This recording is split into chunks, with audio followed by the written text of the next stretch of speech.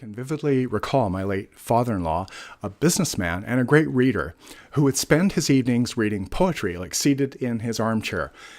He especially loved the poetry of T.S. Eliot.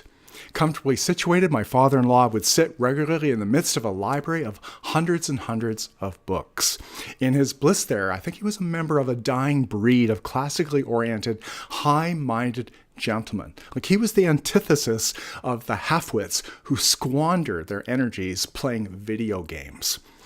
It was clear for any visitor visiting this library sanctuary that before their eyes was an impressive class act. Like this was someone who truly had a life. When I married his daughter, it was plain that I was marrying her father's daughter.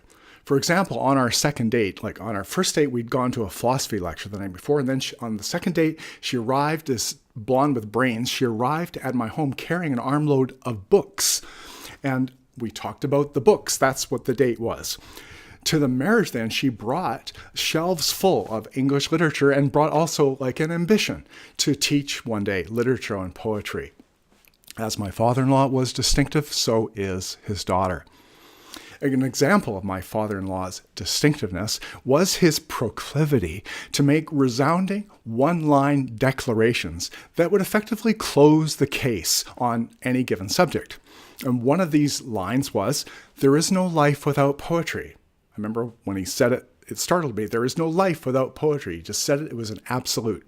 He made the point as if like stating the obvious, expecting no dissent, expecting no discussion. The implication was that only a dullard would disagree. It was implied that you'd have to be really stupid not to get such a self-evident point. When he would deliver one of these one-line zingers, it was always with a power-packed punch of authority. Those of us standing around him were expected to realize that the final word on some subject had been delivered. And he used to also say, no argument, no discussion, like issue resolved, case closed. Well, he was setting forth some unarguable fact. In this case, the plain truth that there's no life without poetry, indicating therefore his understanding that life is somehow incomplete, life is missing something when the poetic dimension is ignored or is denied. Now, he never explained to anybody why life without poetry has no meaning. He never spelled it out for anyone, as far as I'm aware, for it wasn't his way, like, to talk about the poetry directly. Instead, he read it, he memorized it, and he recited it. Maybe it was too personal for him. Perhaps he felt nobody would understand what he cared most about, so he didn't talk about it.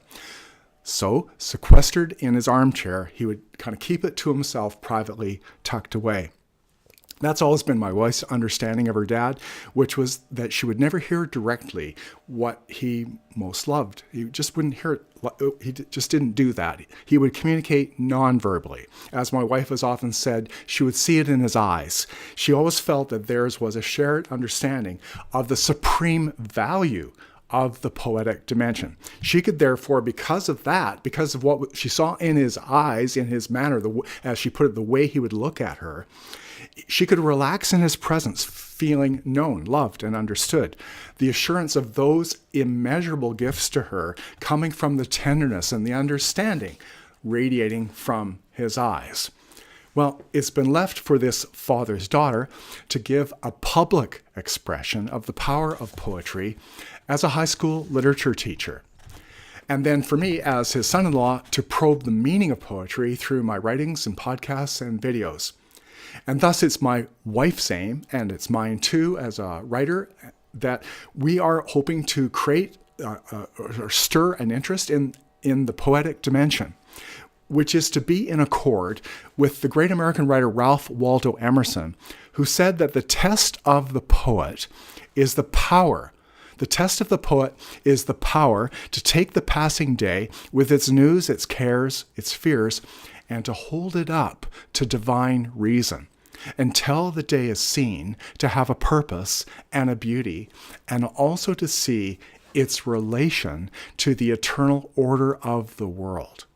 So the task of the poet, in other words, is to facilitate an ascension into higher realms of meaning and experience, which is to participate, I think, in that felt understanding of things that has, for example, been traditionally understood as is the perspective of the mind of India, where the understanding is of a universe permeated with immense purpose, a universe permeated with immense purpose.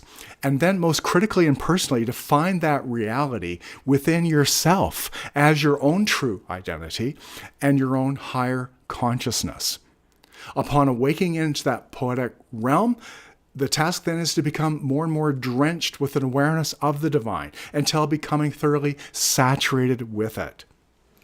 Now, somebody who's felt this poetic dimension quite intensely told me once with some anguish that she tried to describe her spiritual quest to her own mother. But her mother didn't understand her daughter's searching ways and kind of closed the conversation down. Well, like not a few. The dear mother simply didn't want to go there. She was full of fear, I guess, about any kind of emphasis on inner exploration. Well, it wasn't this woman's way to inquire in such a way so that new vistas could be entered into to open her up into truth and understanding.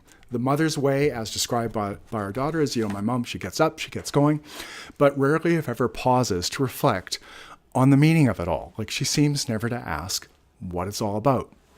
But then, of course, life goes on happening, but the mother's not in it with any kind of significant level of comprehension or understanding. Like it's the unexamined life. And I think there's not a few in our world who live their lives in just this kind of unreflecting and unexamining way. They do a bunch of things. They go a lot of places. They may make a lot of noise and then sort of fade into oblivion, sort of fizzle out. The way of not a few seems to be that various noises are made. There are all kinds of grunts and sounds and this way or that. It's like the discordant sounds of pots and pans being banged together, all amounting to a sound and a fury, signifying, sad to say, nothing.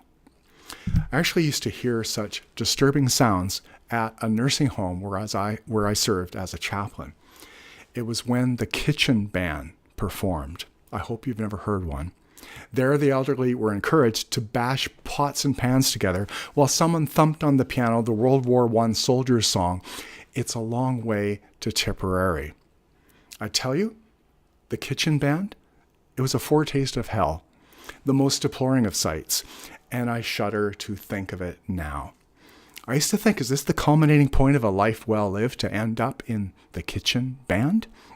For myself, I've dared to hope of a gentler, quieter exit from the planet. I entertained this wild hope that I will never be led shuffling down the hall of a nursing home to take my place in some kitchen band ensemble. I'd rather be taken out early by a drone than to suffer such a fate. I'd like a quick death rather than ever to join the ranks of some hellbound kitchen band. So I thought, well, perhaps if I enter the poetic realm enough, I can build up inner strength sufficient to the day when, perhaps because of a frail condition, I'm still strong inside and have the strength to scream at some kitchen band recruiter, like, get away from me, get lost. And thus my practice then, and to build up this inner dimension, is to focus in that way, to find all kinds of ways to enter that realm and to remain established there. Which Jacob Needleman's just written a new book. And this is the focus of his book. He calls it like that inner experience of another dimension, the poetic dimension, where there's the appearance of what he calls I am. You have a sense of I am in your life. He describes this experience of I am as unique. Here, now, I exist, a feeling like no other emotion in our lives. So it's not mere feeling, it's actually feeling beyond feeling. It is like no other feeling. Needleman writes of those moments when we're touched by the appearance in ourselves of what he calls a very fine presence that seems, when we experience it, a mysterious homecoming. I am here, I am home. I think this is beautiful. There's a felt shift from an ordinary, everyday level of awareness to a felt sense of divine presence.